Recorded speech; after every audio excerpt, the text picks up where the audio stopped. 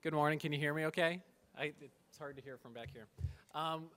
Just to kick things off, we're going to have Janet Jackson, President and CEO of United Way, speak, followed by Chuck Gehring, President. Is it President and CEO? Is that the right title? Grand Poobah. He's the king, the Grand Poobah of Life Care Alliance. And Pat Cash, and I always get this one wrong, Senior Vice President, Community Relations, Client and Community Relations, Queen for PNC, and then I'll follow up with the questions and answers. So thank you again for coming, and Janet, if you want to get us rolling, thanks.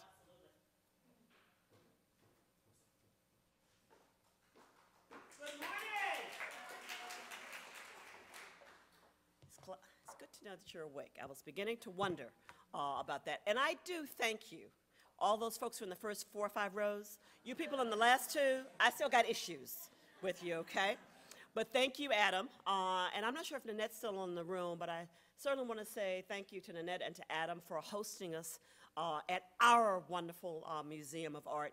It's such a special, special place that if you're like me, you don't take advantage of what we have in our great city often enough, but certainly I just made a commitment right now. I've got to come see the current exhibit with Amina, because she herself is another treasure in our community. And I want to thank all of you for coming out and joining us for breakfast. You are probably so aware of this next statement I'm about to make. We have very different missions. Some of us come from the corporate world, some from the nonprofit world. But regardless of what our individual missions are, we are all in the business of advancing the common good and ensuring that Central Ohioans continue to be a vibrant and a successful community.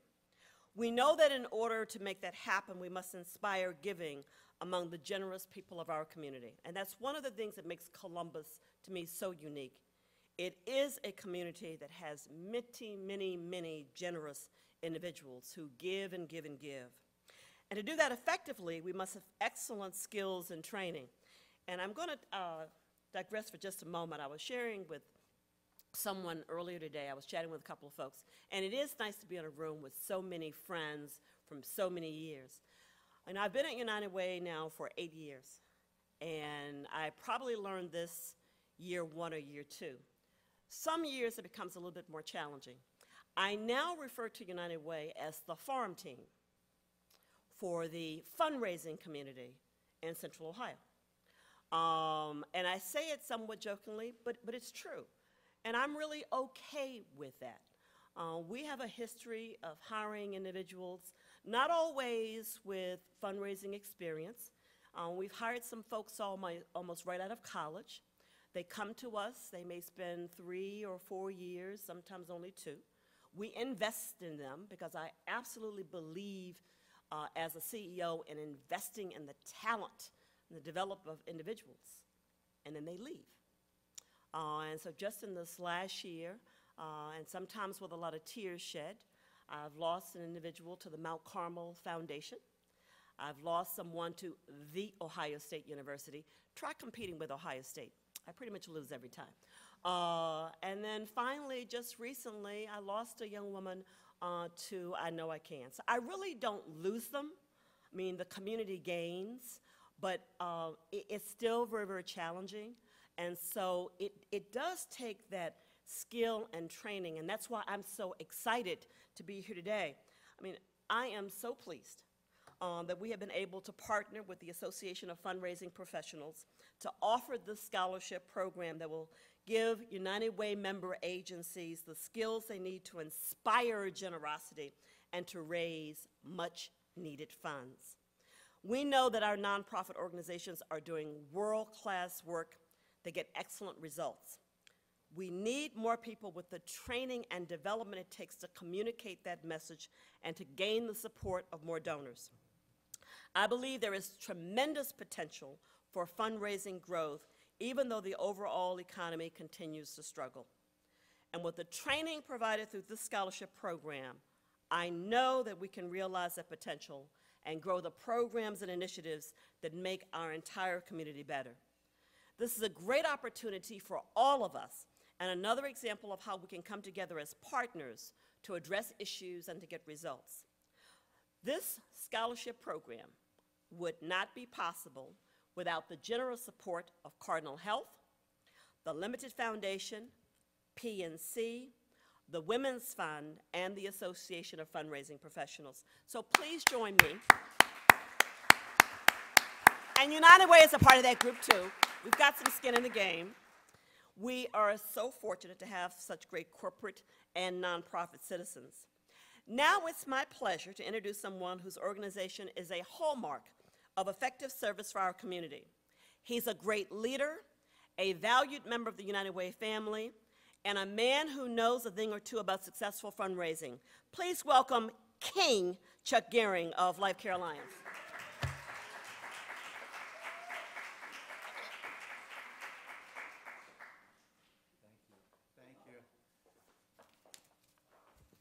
I turned to Adam and said, who the heck wrote that? Because it sure wasn't Janet. But anyway, no. Thank you, Janet. I am here because I am the PAC chair this year, in part the Professional Advisory Council of United Way, which is the group of agencies that gets together and discusses what we can do with United Way. And I would just like to say I compliment AFP for being so forward-thinking this year. Thank you, Adam. And I think this started a little bit with Lori Overmeyer last year, maybe, who helped us with our capital campaign. And I'm especially impressed since our Vice President of Advancement at Life Care Alliance, Andrea Denning, is your head of membership this year. So congratulations. And I think this is a wonderful thing. I'm just here to tell you things that you probably already know, unfortunately. This is a wonderful opportunity to get training paid for. We all need this. For the past 3 years at Life Care Alliance, my training budget has been zero because we're lucky to balance our budget as it is in this economy. We also know that English awards that have for so many years provided so much training dollars here in the community have really kind of stopped. They kind of run out, and that's fine. What a wonderful thing that was for so many years. So we have to have a way to train our folks. And while my budget at Life Care Alliance has been zero for the past 3 years for training, we've trained a whole mess of people. And they have gone to some wonderful places to be trained and gotten some wonderful education because they have taken it upon themselves, and we've helped them a little bit, to fill out scholarship forms to get something paid for themselves. And this is yet another opportunity to do that. AFP provides just a wonderful opportunity. The fact of life is, as Janet was noting, is that we have to fundraise. We're coming out of kind of the Pleistocene era when dinosaurs roamed the earth. And the fact of the matter is we often were very dependent on certain funding sources to just keep coming. The government comes to mind, right? And that's all changed in the past few years. So we now have to fundraise, and we should fundraise, and it should be part of our everyday life. And to be able to train our folks who I know at Life Care Alliance, we have fundraisers of all ages and all kind of backgrounds, and they need a little help. And AFP provides a number of opportunities for them. I think the most important one is just the chance to sit around a table during a presentation and talk to your peers and find out what they're doing and what's going on in the community. There's no more powerful way to learn how to do a better job and great ideas of things that might be happening than to sit and talk to our peers in an AFP meeting. So we continue to push this. I think this is a wonderful effort on AFP's part. We compliment you, Adam. We thank you for hosting us here this morning. And if we can help you in any way to do this, let us know. We very much want to see a huge group apply for these, and I think if we see, it's kind of like Murphy's Law to some extent. I mean, if we have a lot of people apply for these, we might find that there's more money than we even thought, right? You never know, because if there's a huge demand, then people will support this even more than they already are. So let's see what we can do. We appreciate the United Way for their leadership in this again, as they always are in all these matters. Janet, we appreciate you very much, and hope that you will all consider applying. I know we have a number of development people here this morning, and if you are lucky enough to have more staff than yourself, please, please, please apply. Okay? And you EDs out there, executive directors, you can be a member of AFP too, believe it or not. Aren't we allowed, Adam? Amen. Okay. Huh? I was for many years, and I'm not now. So I guess I'm going to have to join again. Andrea's showing up in my office at 10 this morning. So, but you can join, and I think I've been to a number of AFP meetings over the years. And they're wonderful times, they're wonderful learning experiences, and you just get a lot out of it. So thank you for listening. Next up is one of our sponsors whom this cannot be done without, and that's the beautiful and wonderful and talented Pat Cash from PNC.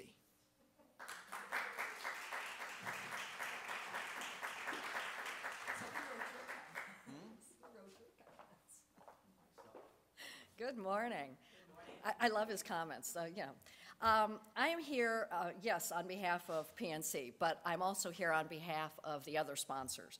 So the Limited, the Women's Fund, Cardinal Health, Central Ohio AFP, and of course the United Way. And my comments to you are short and sweet. When asked why would PNC provide money for scholarships, for training, for membership at AFP, it's very simple. We all know that you do critical work. You know that, I know that, the people you serve know that. So if you're doing critical work, it is doubly important that you do it efficiently and effectively and productively. And busy doesn't equal productive. We all know we're busy. We all know we don't have enough time in the day.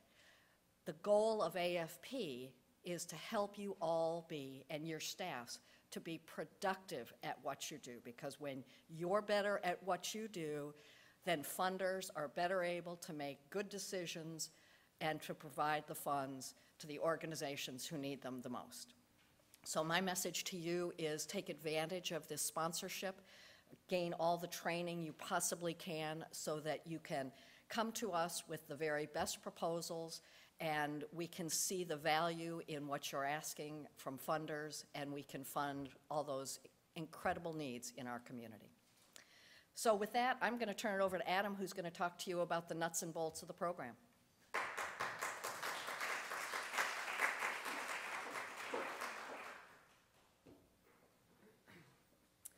Hi again, everybody. My name is Adam Burke. In my day job, I'm the Major Gifts Officer here at the Columbus Museum of Art, so I'm in the trenches with you.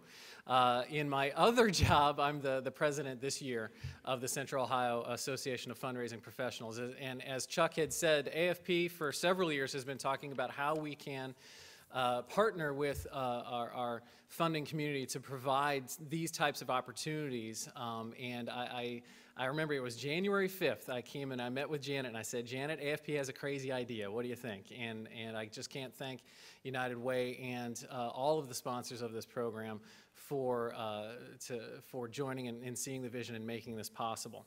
So what are the goals of this program? The goals, of course, as Pat mentioned, are to increase the number of ethical, and that is probably the number one leading thing that we try to do, is espouse ethical fundraising. We all hear about the nightmares out there in the paper, but we espouse ethical, effective, accountable fundraising, and we're there to increase the number of highly skilled fundraising professionals in Central Ohio.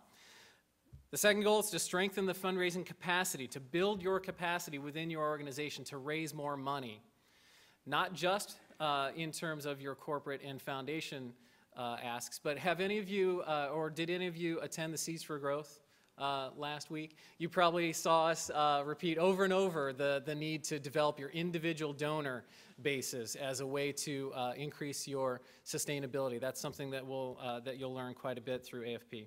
The third goal is to increase the amount of revenue contributed annually to local nonprofits so that we can make this community even better and increase the quality of life. The number 4 goal, and each of the persons here has talked about it, is to reduce the turnover among fundraising staff. I can only imagine how frustrating it is as a CEO or executive director to invest in your fundraising departments only to see them go to other good places as well. What we have been able to see over the past several years is if organizations do invest in their staff, provide the training, show that they are supportive and involved in the fundraising effort from the leadership standpoint, turnover is reduced. And that is something that we are very, very concerned about. And then the 5th goal, of course, is to increase the return on philanthropic investment by donors in the community. If we are effective and ethical in our fundraising, the dollars that we raised will be used better and we can serve more lives. So what are some of the benefits of membership? Of course, the educational offerings. One of the things that you picked up on the table is the listing of all of the monthly luncheons and webinars. As a member of AFP, you can attend the luncheons at the member rate of $20, except for the months of July and August, which actually are free. Just like the Columbus Museum of Art is free to the community in July and August, AFP makes its luncheons available free in those 2 months as well. Guests are at $40, so you're at half the rate. You also have access to national trainings. A couple of things that the chapter is putting on this year is the CFRE review course. I happen to be a CFRE. It's the professional designation among fundraisers. Lori Beth Sweeney, I'm looking at her. I finally convinced her to sit and take and get her CFRE last year. So we are providing a two-day intensive training on all of the nuts and bolts of a professional fundraising department and offering that. We're also going to be offering the Fundraising Effectiveness Project. That is a one-day training offered in Central Ohio as a pilot. It's never been offered in North America. AFP International developed this program so that we can understand how we measure our effectiveness in development and how we can then use those measurements to raise more money, and we're going to offer that. I'm also really proud to announce that we're also going to be bringing in Penelope Burke. Have any of you read Donor-Centered Fundraising? If you haven't, you really should. Donor-Centered Fundraising by Penelope Burke. She's an amazing researcher, and she's done some research over the past 2 years on the effect of turnover among fundraising staff and how we as a community can stem that tide. And we're going to bring her into town in October to have a community-wide discussion on those things. So you have access to all of those. We have also a mentoring program where we connect up fundraisers with the newer fundraisers with those who have been in the industry for many years. I know I'm a product of that. I was able to see how I could not only develop my skills but raise more money for my organization. Scholarship opportunities for everything that we talked about. The chapter this year is investing over $20,000 in scholarship opportunities. So please, when you get to be a member, start to apply for those scholarships. And then, as Chuck mentioned, the networking. It is so invaluable, and I'll give you one very specific example. 3 years ago, I was at one of the luncheons, and I was sitting with some of my peers, and we were talking about what can we do from a stewardship standpoint? How can we thank our donors? And one of the ideas that I learned is that another peer organization of mine encourages all of their board members in December to make pure thank you calls to their top 300 donors. Absolute pure thank you, no solicitation. This is just a heartfelt, I'm a board member, you've made an impact, thank you so much. We implemented that here at the museum 2 years ago. Last December, when we did that, 2 days after I swear to God, this is a true story. 2 days after we did that, I received a call from one of the donors that had received that call. He was so moved that he had gotten a personal call from our board member that he literally 3 hours later drove down here and dropped off a $100,000 check to establish an endowment. You never know the nuggets that you're going to pick up from these meetings, whether it be the presenter or whether it be networking with your peers and picking up a great idea like that. It's a tremendous, tremendous benefit. So, how are we going to go about this program? Well, of course, we're very thankful to all the sponsors, United Way, PNC Limited, Women's Fund, Cardinal Health, and the chapter. But I will tell you, we also did talk with many other folks. Huntington, AEP, Nationwide, Grange, all of the likely suspects here in town. know about this program, and not only the funders who are supporting this program, but also those who have chosen to support the chapter in other ways. They've requested of us to report back to them who's participating. So from your standpoint, it might be a great way for you to demonstrate when you are applying for funds directly to say, hey, we do participate in this. I know, Pat, that you're funding it, and we took it seriously, and we're trying to make sure that we're improving our operations as well. So we actually do have a meeting among the funders for a different reason on July 27th. At that meeting, we will be reporting out to everyone who is participating so far at that point. So I'd very much encourage you to get the applications in as soon as possible. Okay, so now that you're absolutely convinced that membership in AFP is the best thing since sliced bread, so what's the catch? Okay, there are a couple of requirements. Number one, in order to take advantage of the scholarship, each person who is a new member must attend 4 luncheons during the next 12-month period. What I usually tell folks who become new members of AFP is you get out of AFP what you put in. So one of the things that we try to encourage through the requirement of 4 luncheon attendance is that you will be there and you will actually get to see some of the presentations. So you are required to attend 4 luncheons.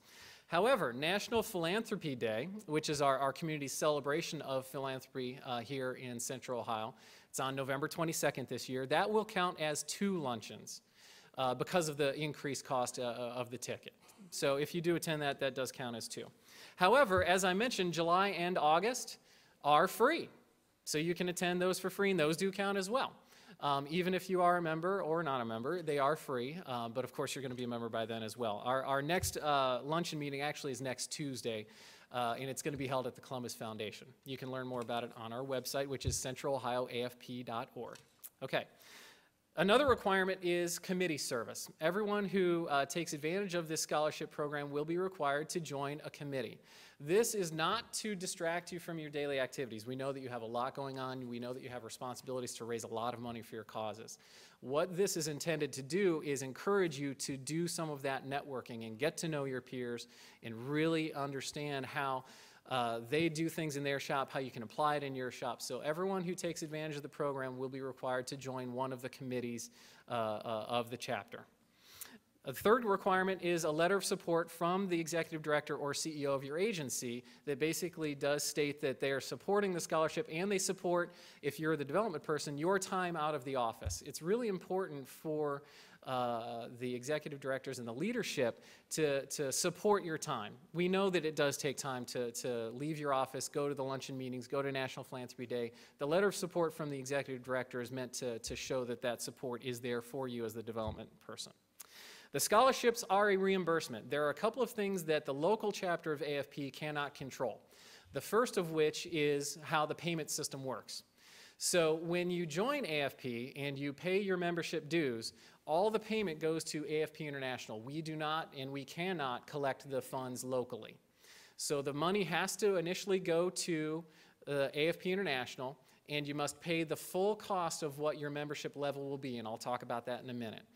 We do have the ability on a monthly basis to pull down records of who has made payments. So once the payment is made to National and we receive your scholarship application, we marry those two up, the chapter will then mail you a reimbursement check for the scholarship amount.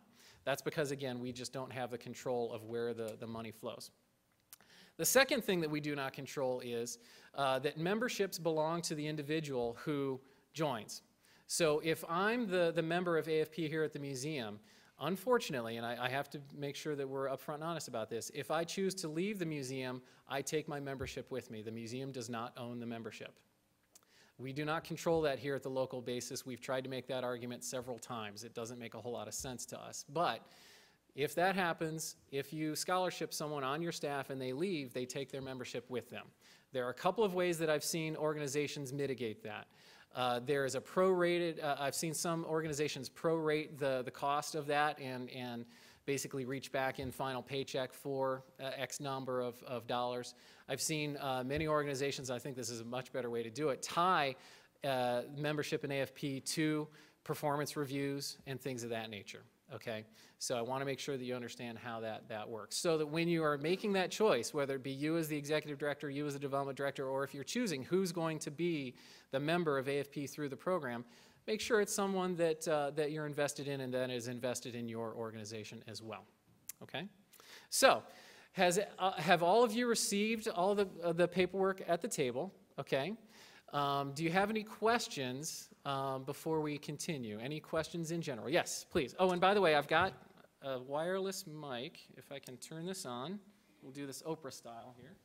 Here you go. Since the memberships are per individual, I was wondering if you can send a substitute from within the organization to the meetings. And it No. sounds like not. No, no. The membership is by individual, and so let's say you're the member, but you can't make it to the June meeting, so you send someone else in your place from your agency. That person would be considered a guest and be charged the guest rate. Any other questions? Okay, so what are the costs of membership? There are 3 different cost levels. Oh, there is. Was there a question? I'm sorry. You know what? I don't Yes. need a microphone. Oh, okay. I'm Linda Silva with Godwin Hill. Hi, Linda. If I'm already a member, Yes. can this scholarship be used for, how many scholarships do you get per agency? Okay. Right now, it's 1 scholarship per agency. It can be used to renew an existing member if you'd like. We, of course, would encourage you to, if, let's say, you're the member, to add an additional member. Because when you have more than one person, then you have the ability to say, let's say you can't make it to June, but the other person can. And you'll find that when you get a synergy among more than one person, you can start to use the knowledge very well. I'll give you an example. Norma Sexton is the development director here at the museum. I report to her. Both Norma and I are members of AFP. If she can't be at a meeting, I can, vice versa, or she can't go to a webinar, vice versa. We always, each month, come back, we hash out, okay, what were the 2 or 3 nuggets that we think we can implement here, and then the 2 of us actually present them to the rest of the development department and share them with Nanette. And that's another point that I would make. Please make sure when you come to these training sessions that you take them back and you share them, especially if you're the development director. Share them with your CEO, share them with your development board chair, share them with others in your organization so that they understand how they can become involved as well. But the quick answer is, yes, you can use it to renew an existing membership, but we would encourage you to add an additional member if you have the capacity to do so. Yeah, you're welcome. That was a really long answer to a short question. Yes. Any other questions? All right, so let me go over the costs of membership. There are 3 levels of cost to the membership. I say there are 3 levels of cost. The benefits of membership are exactly the same. It doesn't matter what level you are, you get all the same benefits of membership, okay? The first level is an introductory member. That is available to those who have been professional fundraisers for less than 12 months. So if you have someone on your staff who has just become a fundraiser or is doing fundraising for the first time, they would be considered an introductory member. The cost of that, the full cost of that membership is $155. That $155 goes to AFP International. When we marry that up with your application, $75 is then scholarshiped back to your organization. So the $155 is available to introductory members in the first year of their membership. There is a second year of introductory membership, which is $205. That is available only to people who were first introductory in year 1 and have now renewed and are still considered introductory, but they're in year 2. It's not possible to come in at the 205. You can only come in at the 155, if that makes sense. So if you have someone who had previously signed up in your organization at the 155 last year before the scholarship program, but now they're coming into year 2 and their cost would be $205, we would scholarship $100. The third level is active, and the full cost of that is $305. This is for anyone who is either more than 12 months into the profession or is beyond the second year of introductory. That's probably going to be the majority of folks.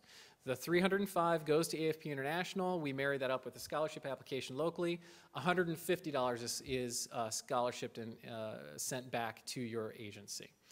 The memberships are on a rolling 12-month basis. If you sign up in July, your membership is good from July through June. If you sign up in August, it's good from August through July. So it's just a rolling 12-month. There's not just one entry or exit point during the year. Okay? From a paperwork standpoint, there are two applications. You'll see in the paperwork that you have, I've written on the top of one, step number 1. That's the AFP International application. That's the application that you would send with your full cost to AFP International, and that establishes your membership with AFP.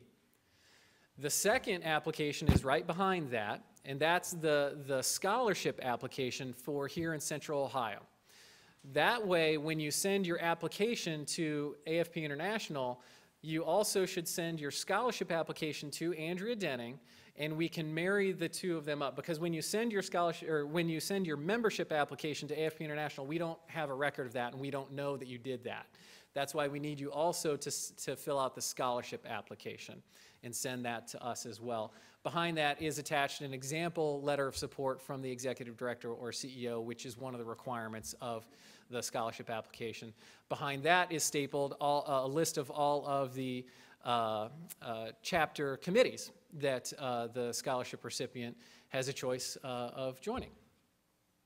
So the process is the AFP membership application plus payment goes to AFP International. The scholarship application plus the CEO letter of support plus the committee sign-up sheet go to Andrea Denning, and you've got all of her contact information at the bottom of that application. The deadline for United Way of Central Ohio member agencies to apply is July 29th. It's at the end of this month. So please make sure that you complete all of the paperwork and get it both to AFP International and to Andrea before then. There is also in your packet of information a list of frequently asked questions. We tried to anticipate some questions, and you should read through those and familiarize yourself with them. Of course, any of the folks listed behind there also can be called with questions. I want to have Andrea stand up. Andrea Denning is our VP of Membership. Lori Beth Sweeney is our secretary with CCAD. Lori Beth Sweeney, CFRE. Dustin Grove Miller at the back, the pretty face in the crowd, is our scholarship chair. There are a couple of other names there as well. So if after this presentation you have any questions, please ask any of us, or please call any of the numbers that you see in those sheets afterwards as well with any questions. We would love to help you complete the application and look forward to you being a member. Any other questions? I feel like I've talked a lot. Any questions at all?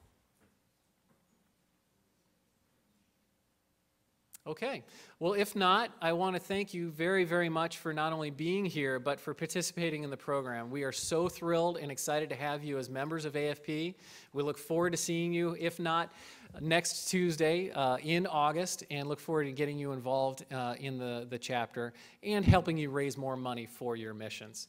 The last thing that I would say is, if anyone has some free time, I'm more than happy to also give you a brief tour of the museum if you haven't been to the museum in a while. So if you want to, I'll be up here and we can walk through and you can see the new galleries and see the Amita Robinson exhibit. So it's up to you, but I'll be here if you would like to do that. I think that's it. Thank you very much.